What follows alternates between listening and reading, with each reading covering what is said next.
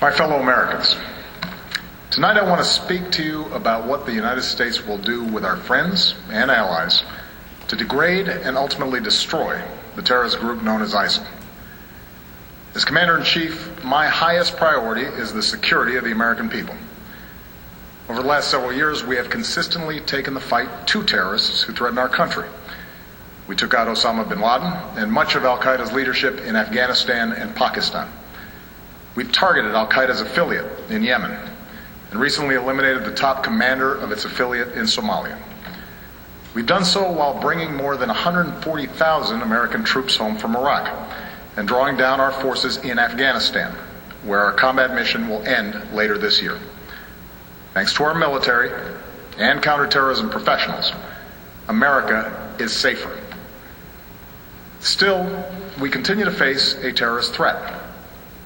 We can't erase every trace of evil from the world, and small groups of killers have the capacity to do great harm. That was the case before 9/11, and that remains true today. And that's why we must remain vigilant as threats emerge. At this moment, the greatest threats come from the Middle East and North Africa, where radical groups exploit grievances for their own gain. And one of those groups is ISIL, which calls itself the Islamic State. Now let's make two things clear. ISIL is not Islamic. No religion condones the killing of innocents, and the vast majority of ISIL's victims have been Muslim. And ISIL is certainly not a state. It was formerly al-Qaeda's affiliate in Iraq and has taken advantage of sectarian strife and Syria's civil war to gain territory on both sides of the Iraq-Syrian border. It is recognized by no government, nor by the people it subjugates. ISIL is a terrorist organization, pure and simple, and it has no vision other than the slaughter of all who stand in its way. In a region that has known so much bloodshed, these terrorists are unique in their brutality. They execute captured prisoners. They kill children.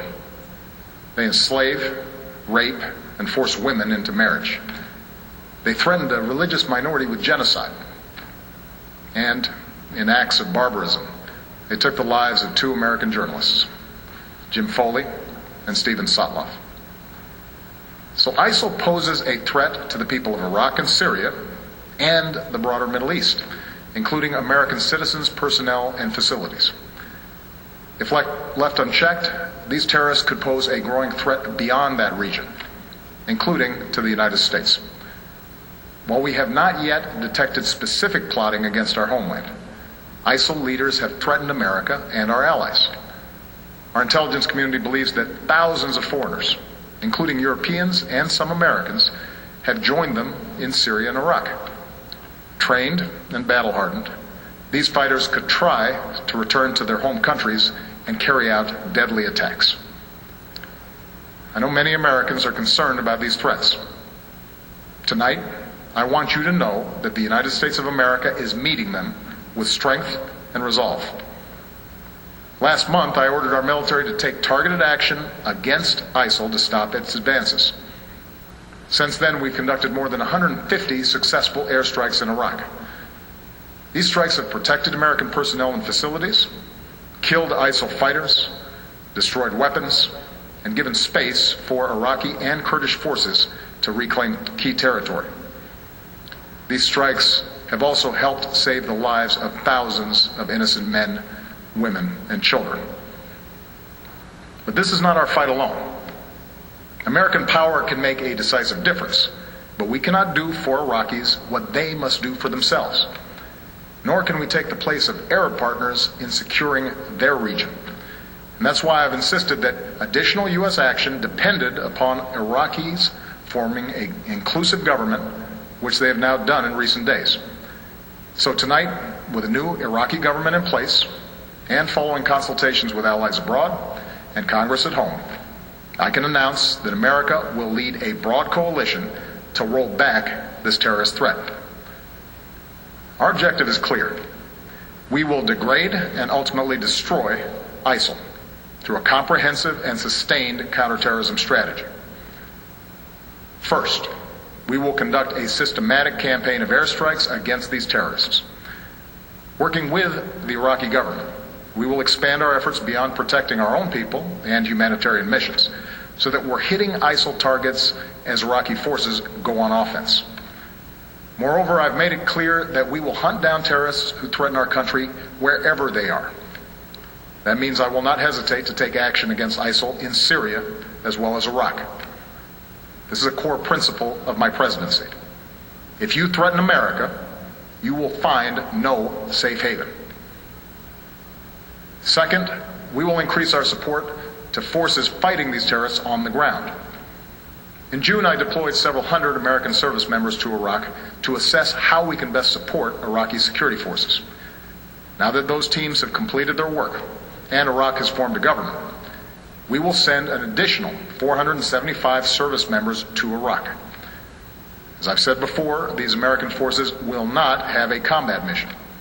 We will not get dragged into another ground war in Iraq. But they are needed to support Iraqi and Kurdish forces with training, intelligence, and equipment. We'll also support Iraq's efforts to stand up National Guard units to help the Sunni communities secure their own freedom from ISIL's control. Across the border in Syria, we have ramped up our military assistance to the Syrian opposition. Tonight I call on Congress again to give us additional authorities and resources to train and equip these fighters. In the fight against ISIL, we cannot rely on an Assad regime that terrorizes its own people, a regime that will never regain the legitimacy it has lost. Instead, we must strengthen the opposition as the best counterweight to extremists like ISIL, while pursuing the political solution necessary to solve Syria's crisis once and for all.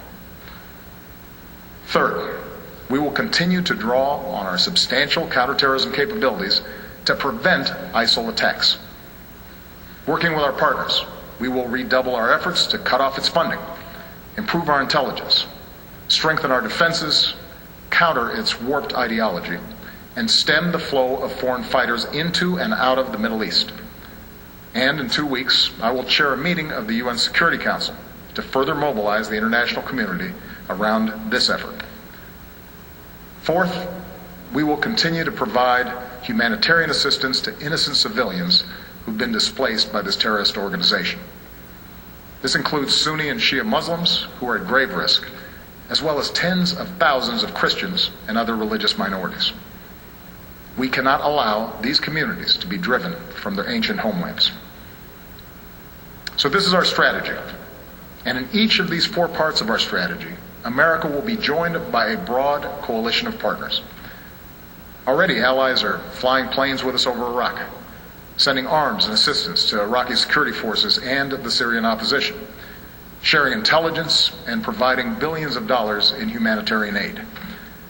Secretary Kerry was in Iraq today, meeting with the new government and supporting their efforts to promote unity. And in the coming days, he will travel across the Middle East and Europe to enlist more partners in this fight, especially Arab nations who can help mobilize Sunni communities in Iraq and Syria to drive these terrorists from their lands. This is American leadership at its best. We stand with people who fight for their own freedom, and we rally other nations on behalf of our common security and common humanity. My administration has also secured bipartisan support for this approach here at home. I have the authority to address the threat from ISIL, but I believe we are strongest as a nation when the President and Congress work together. So I welcome congressional support for this effort in order to show the world that Americans are united in confronting this danger. Now, it will take time to eradicate a cancer like ISIL. And any time we take military action, there are risks involved, especially to the servicemen and women who carry out these missions. But I want the American people to understand how this effort will be different from the wars in Iraq and Afghanistan. It will not involve American combat troops fighting on foreign soil. This counterterrorism campaign will be waged through a steady, relentless effort to take out ISIL wherever they exist using our air power and our support for partners' forces on the ground. This strategy of taking out terrorists who threaten us while supporting partners on the front lines is one that we have successfully pursued in Yemen and Somalia for years, And it is consistent with the approach I outlined earlier this year, to use force against anyone who threatens America's core interests, but to mobilize partners wherever possible to address broader challenges to international order. My fellow Americans, we live in a time of great change. Tomorrow marks 13 years since our country was attacked. Next week marks 6 years since our economy suffered its worst setback since the Great Depression. Yet, despite these shocks, through the pain we felt and the grueling work required to bounce back, America is better positioned today to seize the future than any other nation on earth. Our technology companies and universities are unmatched. Our manufacturing and auto industries are thriving. Energy independence is closer than it's been in decades. For all the work that remains, our businesses are in the longest uninterrupted stretch of job creation in our history, despite all the divisions and discord within our democracy. I see the grit and determination and common goodness of the American people every single day. And that makes me more confident than ever about our country's future. A broad American leadership is the one constant in an uncertain world. It is America that has the capacity and the will to mobilize the world against terrorists. It is America that has rallied the world against Russian aggression and in support of the Ukrainian people's right to determine their own destiny. It is America, our scientists, our doctors, our know-how that can help contain and cure the outbreak of Ebola. It is America that helped remove and destroy Syria's declared chemical weapons so that they can't pose a threat to the Syrian people or the world again. And it is America that is helping Muslim communities around the world, not just in the fight against terrorism, but in the fight for opportunity and tolerance and a more hopeful future. America, our endless blessings bestow an enduring burden. But as Americans, we welcome our responsibility to lead.